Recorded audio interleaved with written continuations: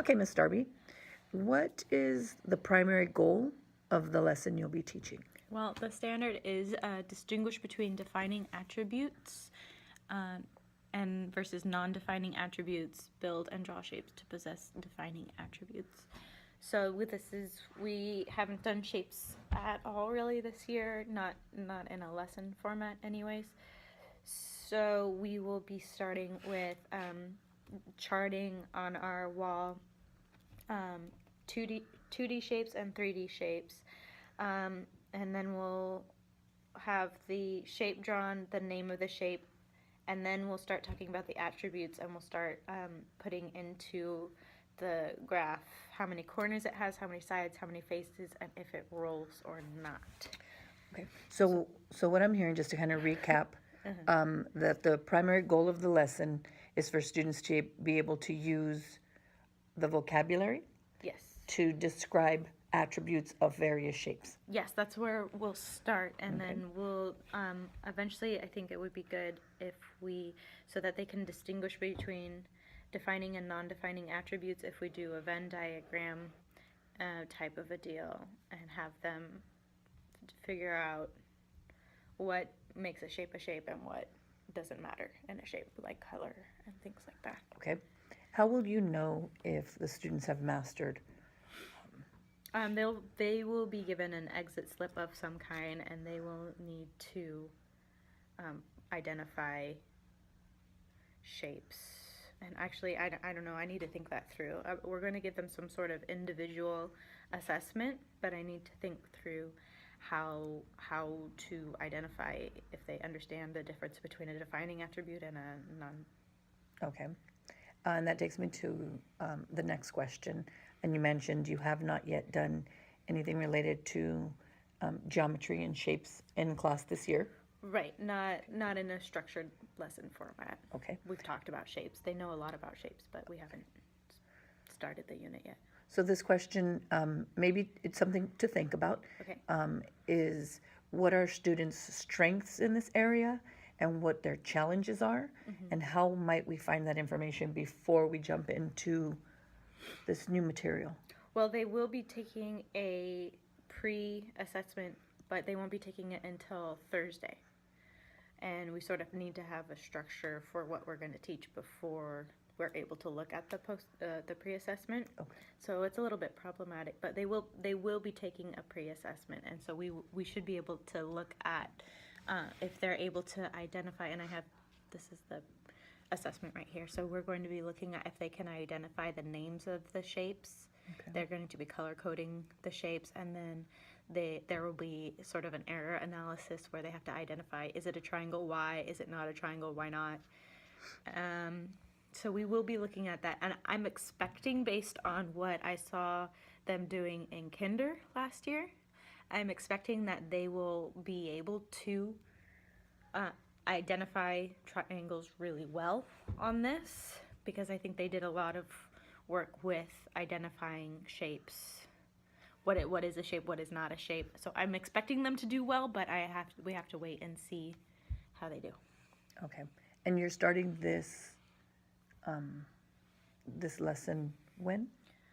We're starting this next Tuesday when we come back from the 4-day weekend. Okay. Have you considered some type of informal assessment just to give you some kind of, I guess, a starting point? No, I have not, but that is a good idea. That is, yeah, I guess I could just really very quickly just doodle on the board shapes that don't connect all the way. I guess those are not shapes, but lines that don't connect, and see if they are able to articulate why that's not a triangle or a square. Okay.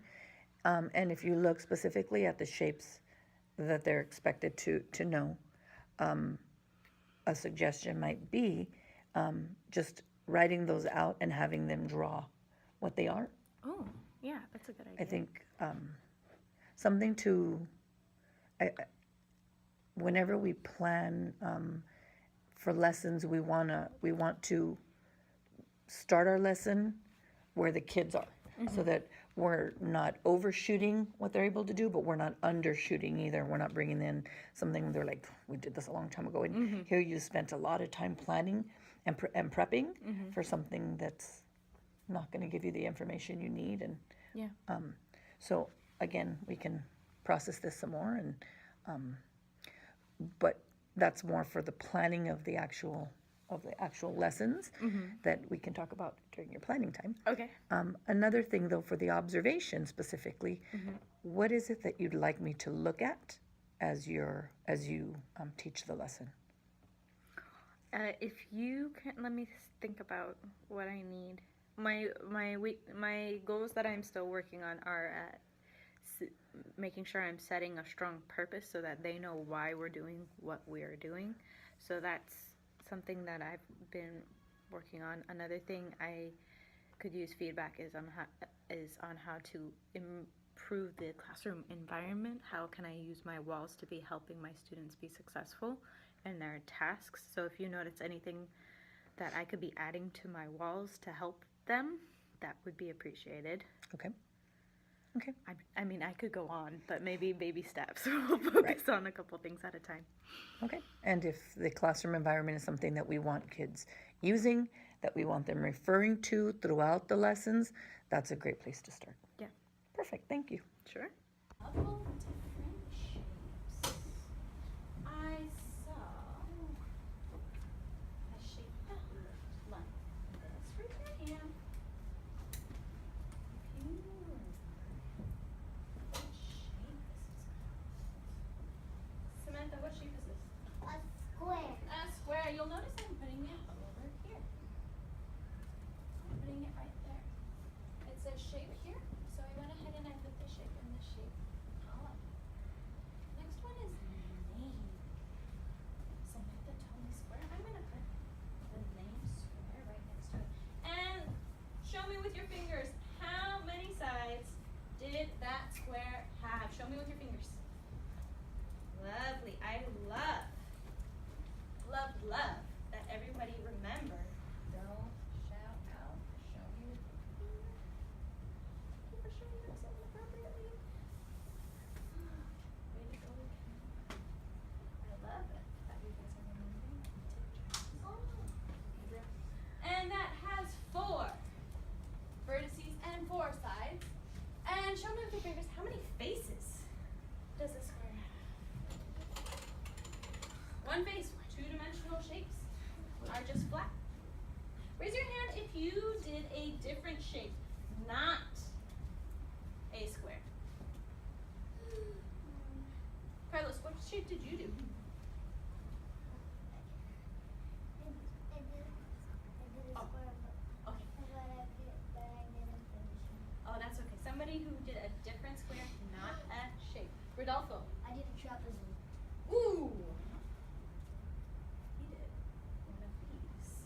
So this one has 1, 2, 3, 4 sides, like I said. I said draw any shape with 4 sides. It also has 1, 2, 4 vertices. I'm gonna put right on my chart. Does somebody want to put this up on the chart underneath the square? There you go. Go ahead, put this on right underneath the square.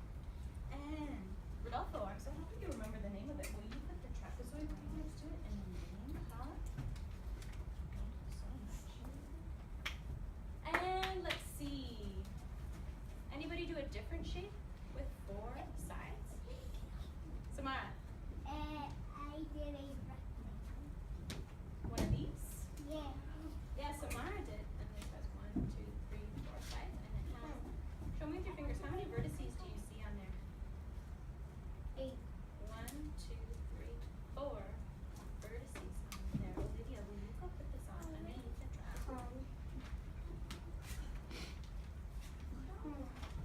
Anybody think of a different shape?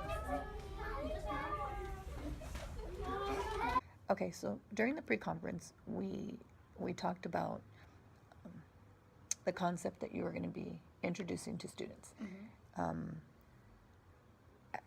You've done the lesson for mathematics, and so I just wanted to ask, how did you feel, or did you feel, that this student-centered coaching was beneficial.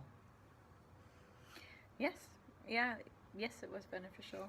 It helped me think through how the activities were going to support student learning, and it helped me think about how, especially thinking about how I was going to be able to assess quickly where my students are in regards to shapes. We haven't done any shapes yet, so talking about how can we pre-assess quickly so that I'm better prepared to plan lessons with them. So doing that definitely helped me begin the unit, which seems so obvious now that I'm saying it out loud. Of course, you want to pre-assess, and we do, but it just takes a while to look at the formal pre-assessments. So doing informal pre-assessment, I think, helped support my students a little bit as we were going through discussing each shape and the attributes. Okay. Based on the pre-assessment, based on the findings from today, have you thought about what the next steps are going to be? Yes. So they are doing really well with shapes, which I'm not surprised. They worked on it very well in kindergarten, so I'm not surprised they did really well. Remembering which shapes and supporting each other in being able to compose those shapes using just the description of the attributes. So now the next step is going to be composing shapes using other shapes and thinking about that outline of those shapes. We're doing rotations tomorrow with paper shapes where they're going to be putting them together to create other shapes. I don't know. Is that... Okay. And I know we went over the lesson, or we created plans and we went over that. Is there anything that you found just from today's lesson, if you were going to go back and look at tomorrow, are there areas that you have thought about maybe tweaking, modifying, or do you feel like you guys are pretty much on the right track as far as... We did end up tweaking it a little bit. We were just going to give them a pile of shapes and say, here you go, but no, we're not doing that anymore. We're going to have make a hexagon and then only have the pieces at the rotations that will make the hexagon, and I think that will help students be successful with the activity for tomorrow.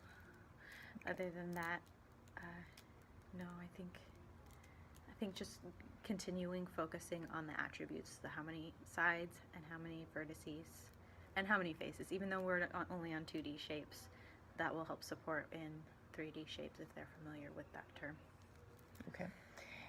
And moving forward, has there been a part of this process that you'd like to continue? The part that maybe, is there a part that you've felt has been most beneficial, or something that we can even just cut out?